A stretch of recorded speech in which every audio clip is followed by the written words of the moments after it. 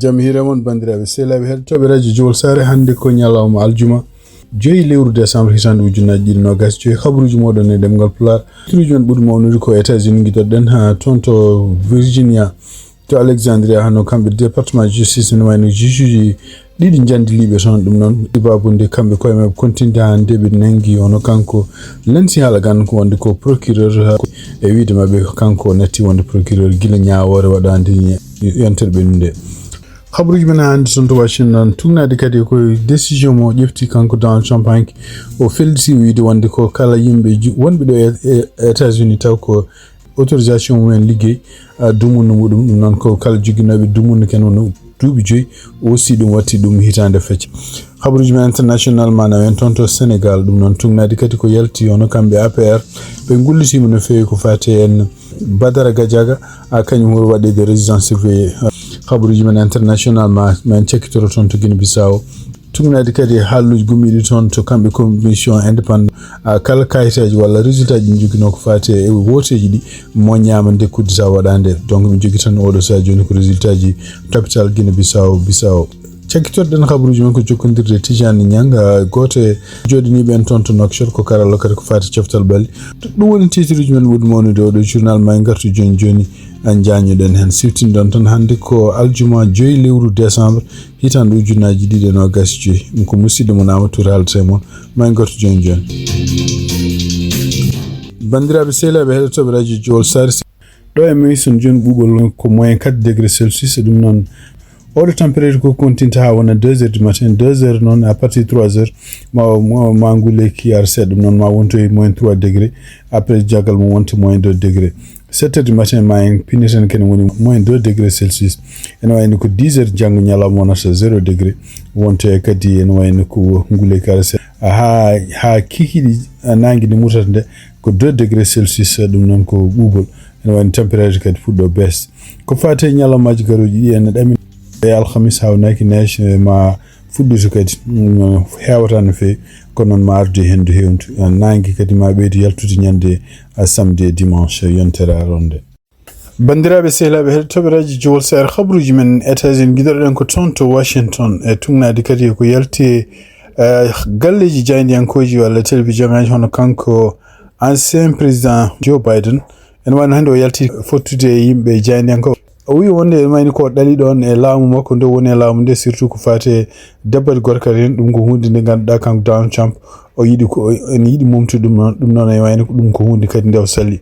kanko président ancien président Joe Biden o wi wonde ko e laamu makko ɓuuri hewde laamu makko haɓantano ko fate potal ko fate kadi ndimago goto foof ko suuɓi kanko président ancien président Joe Biden noon o haali kadi oɗo sa joni gueɗe ɗe ganduɗa en parti démocratique ene jogui hen caɗele hay sindo kanko hoore makko ma en anda oɗo sa joni wona celluɗo kanko ancien président Joe Biden o holli no fewi wonde komo ɗamini wonde ko situation ngaji ɓurɗi moƴƴude ma artuɗo e Amérique caɗele gonaɗe oɗo sa joni ɗe ma jaa bollol mum. Habruji men États-Unis hande toon to Alexandria ɗum noon ko toon to Virginia ñawoɓe ɗiɗo hande wayno hande mbawi jandilde hono kamɓe département justice ɗum noon ko caggal kadi nde ɓe gaddi kayitaji ɗi ene mbaɗa hen inde makko kanko Lindsey Halligan siftinton Lindsey Halligan noon ko ñedɗo mo ganduɗa en procureur mo kanko Donald Trump kañum adduno bonnandeji ɗi o takka hono kanko James Comey ancien directeur FBI kanko kadi Letitia James kono ne wayno ko oɗon juge caggal nde ƴeewi kala misali gummiɗo to avocat ji mabɓe kamɓe ɓe ɗiɗo porta plainte tawi kadi wonde ko kanko Lindsey Halligan no ƴeftirani ko hunde nde wona lawol e surtout kadi gueɗe ɗe o waɗi hen nde tawde kanko hoore makko heftini no wi wonde ko porti plainte adan nde grand jury kolonoɗo ko kalmisi ko ene wayno ko kañum hoore mum jaɓano won gueɗe kono noon ne wayno ko nde watti kayitaji ɗi o hollani oɗon grand jury ɗum woni oɗon ñaawo wimo wonde ko kanko d'abord no ƴeftirani ko wona hunde ko hunde yaɓɓude lawol donc kala gueɗe ɗe liggi e muɗum ko hunde nde ganduɗa fodde werlete ko ɗum waɗi donc ɓeɗo ñawoɓe ɗiɗo kadi toon to Alexandria e caggal kadi ne pote procureur uji département justice ɗum noon ko e nder kayitaji ɗi ɓe jiiɓe mbi wonde ko ne wayno ko eɓe kawa holko woni sababu hande kanko Halligan inde makko ne continue ne ara e kayitaji gummo toon département justice ɗum noon e konngol makko kanko magistrat William Fitzpatrick nder haalluji ɗo haali wi wonde ko e inde kanko debbo biyeteɗo Halligan e oɗo saaha ɗum ko hunde nde jaɓata kala kayitaji garɗo ene woni inde makko ko belto ɗum donc ene wayno ko kanko oɗon magistrat juge Fitzpatrick e kanko goɗɗo kadi juge goɗɗo biyeteɗo Michael Nachmanoff kamɓe ɗi fof ɓe kalni procureur uji ɗi ɓe mbi gonde ko haali gan fotani wonde e kayitaji bawɗi addude fof tawde ñawore waɗanoma wonde ko kanko d' abord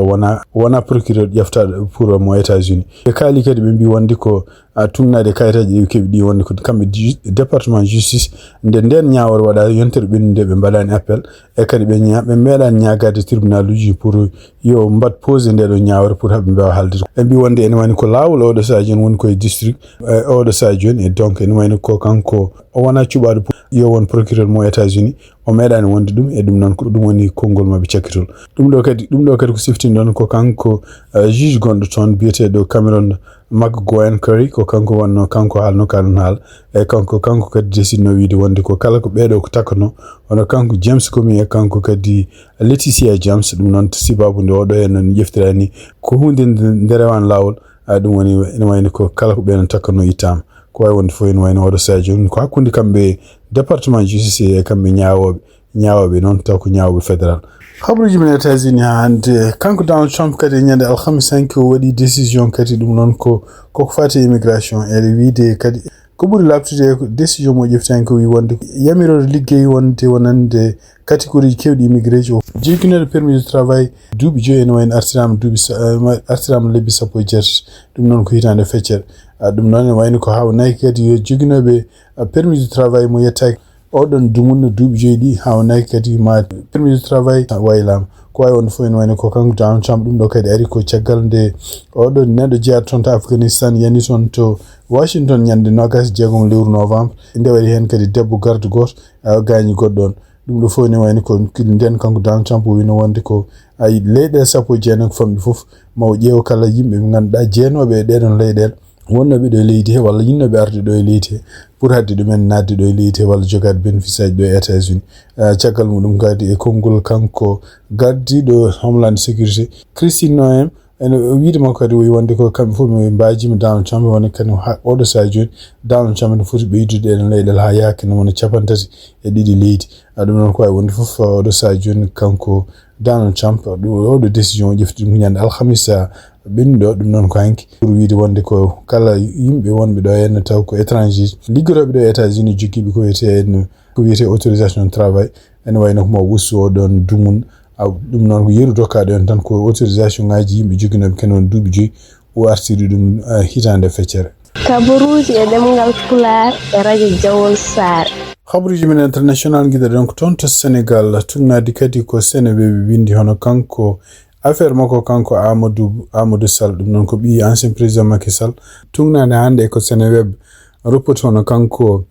Saliou Sylla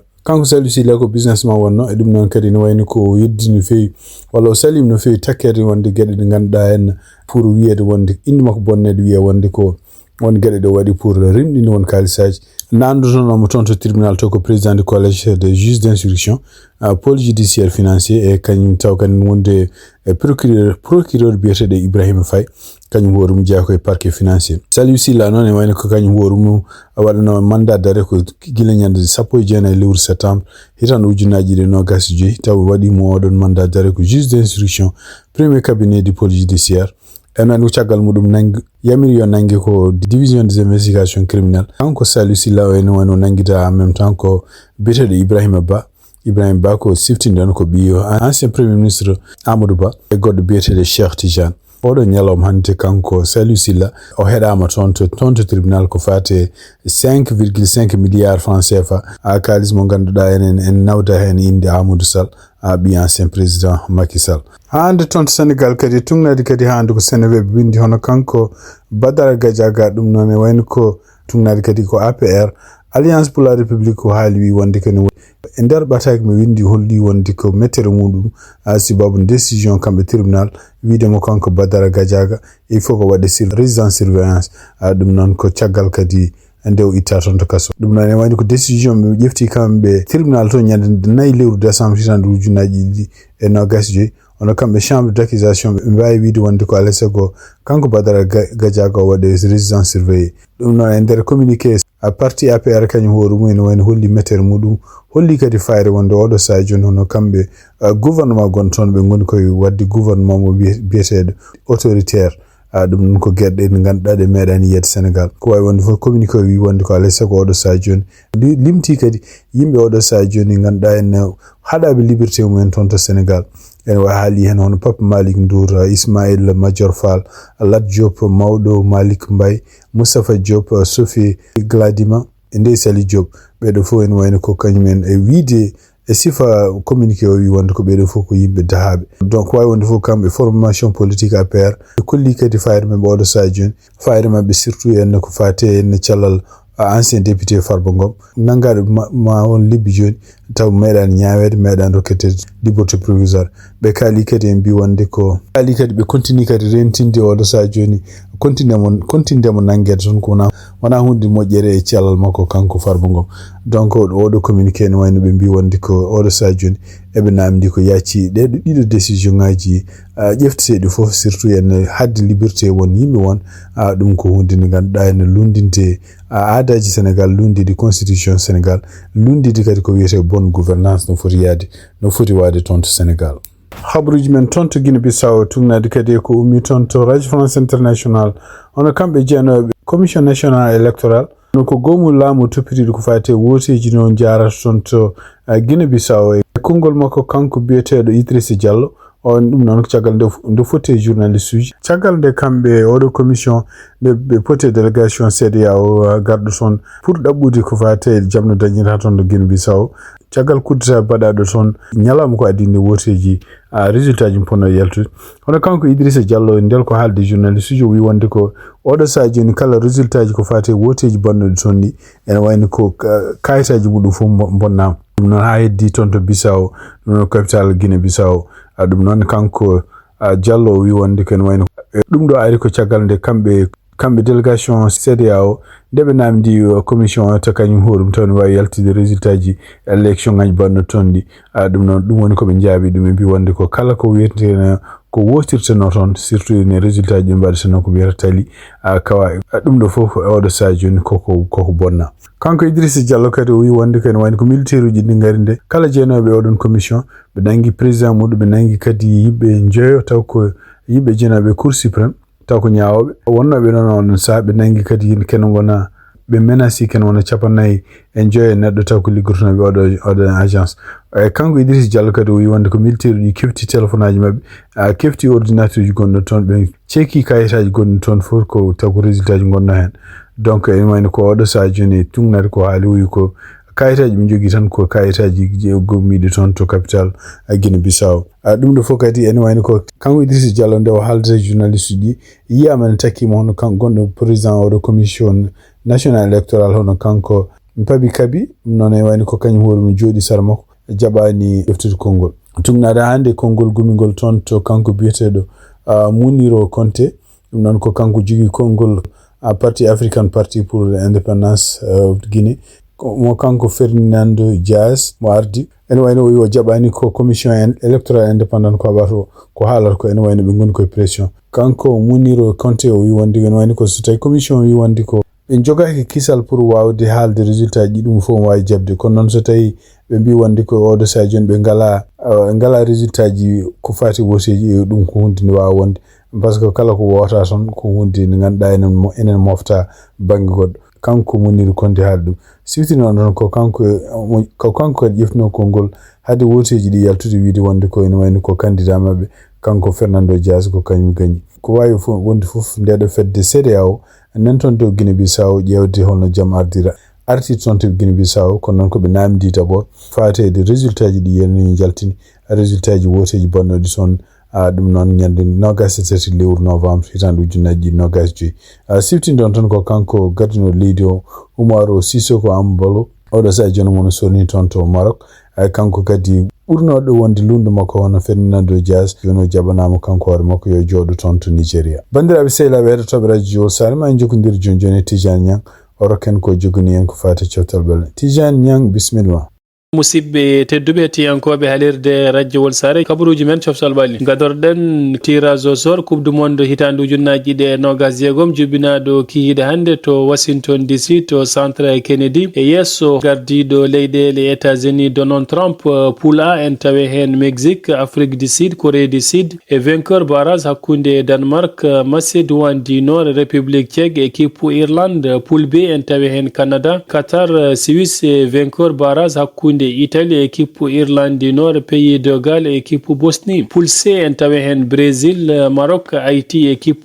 Écosse poule D en tawe hen États-Unis Paraguay Australie vainqueur barrage hakkude Turquie Roumanie équipe Slovaquie équipe Kosovo poule E en tawe hen Allemagne île Curaçao Côte d'Ivoire équipe Équateur poule H en tawe hen Pays-Bas Japon équipe Tunisie et vainqueur barrage hakkude Ukraine Suède Pologne équipe Albanie poule G en tawe hen Belgique Égypte Iran et Nouvelle-Zélande poule H en tawe hen Espagne Cap-Vert Arabie Saoudite équipe Uruguay poule I en tawe hen France Sénégal Norvège et vainqueur barrage intercontinental hakkude Irak Bolivie équipe Sirlaman poule J en tawe hen Argentine Australie Algérie équipe Jordanie poule K en tawe hen Portugal Colombie Ouzbékistan barrage intercontinental hakkude République démocratique du Congo Nouvelle-Calédonie équipe Jamaïque et poule Sakedo en tawe hen Angleterre équipe Croatie Panama équipe Ghana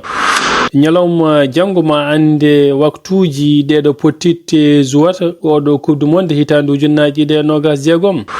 jencude championnat mo leydi Mauritanie Super D1 kihiɗe hannde to stade Cheikh Boydi ASC Pompier kañum heeɓi polgue yesso kippu Nouakchott King logge ɗiɗi ndiga logge ASC Pompier wawi addude ɗum ko biteɗo El Hassan Mahmoud 44 minutes e Moussa Mbarek 90 minutes ñalawma janngo asen ne waɗi pottitte ɗiɗi pottitte ɗe fof zuwat ko 16h GMT to stade mo Lixar FC Samal ma hewndere kippu Lixar to stade municipal mo Nouadhibou so woni 16h GMT ñalawma janngo ASC Sini ma hewndere kippu ASC Police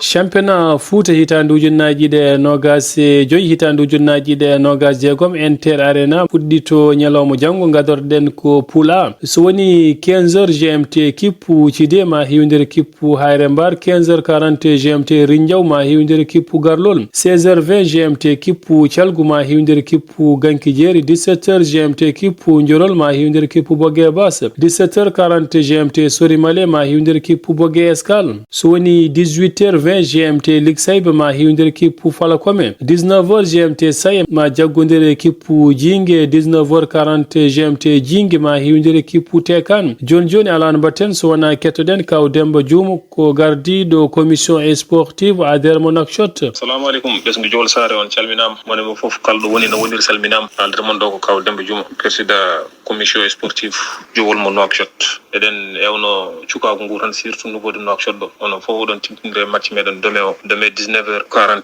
toon to Inter Arena beele cukago ngu ne wawa norsade mballa équipe o kewal beele yimɓe mbawa yadude équipe o porto ɗum no hannirta ni noon jarama Inter Arena ñalawma janngo championnat Fouta hitande ujunnaji ɗe nogas e joyi hitande ujunnaji ɗe nogas jeegom diddal B 19h40 GMT Jowol ma hewndere kippu Tekan 20h20 GMT Mbagne ma hewndere kippu Sinthiane Diama Pottel Sakket ñalawma janngo 21h GMT kippu Dubango ma hewndere kippu Dawlel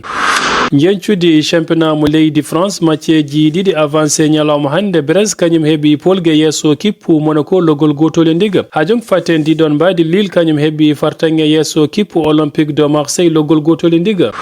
championnat mo leydi Angleterre ñalawma janngo so woni 17h30 GMT Leeds United ma hewndere kippu Liverpool 15h GMT kippu Tottenham ma hewndere kippu Francfort 15h GMT Bournemouth ma hewndere kippu Chelsea championnat mo leydi Espagne ñalawma janngo so woni 20h GMT Athletic Club Bilbao ma hewndere kippu Atlético Madrid 17h30 GMT Betis Séville ma hewndere kippu FC Barcelone Ligue 1 français pottitte ñalawma janngo so woni 20h05 GMT Paris Saint-Germain to Parc de France ma hewndere kippu Rennes 18h GMT Toulouse ma jaɓɓo Strasbourg 16h GMT Nantes ma hewndere kippu Lens championnat mo leydi Allemagne pottitte ñalawma jango 17h30 GMT RB Leipzig ma hiwnder kippu Francfort 14h30 GMT Augsburg ma hiwnder kippu Bayern Leverkusen kippu Bayern de Munich ma hiwnder kippu Stuttgart so woni 14h30 GMT kabaruji men coftal ɓalli ko ɗo kaade en calmini hettiyankoɓe haalirde radio wolto mbawi wonde fof Tijan Ñang a jarama bandiraɓe sehlaɓe heɗotoɓe radio Jowol Sare kabaruji min jogon noon hande ɗemgal Pulaar e oɗo ñalawma aljuma 2 lewru décembre hitande ujunnaje nogasji en jetti Tijan Ñang kadi elema makko sport balluɗen e oɗo journal hande yen mbal jaam on jaram ha janggo